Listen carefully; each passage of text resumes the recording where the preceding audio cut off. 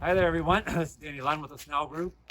This week's Market Spotlight is focusing on Rob Cosman's woodworking business here in downtown Grand Bay, Westfield.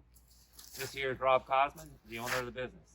I'll let Rob tell you about his business here in Grand Bay. Hi, we have somewhere between 22 and 25 people.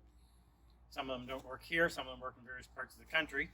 We manufacture woodworking hand tools, but my real cause is this, Purple Heart Project. So we bring combat wounded veterans, you can see them in the wheelchair, and we teach them traditional hand tool woodworking as a means of dealing with the effects of having been in combat. It's an incredible program. You can check out more of that on my website, robcosman.com, under the Purple Heart banner.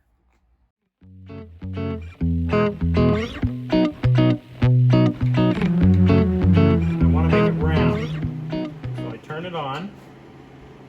This is called a skew chisel. What I'm doing is knocking off all the corners. And if the chisel is nice and sharp,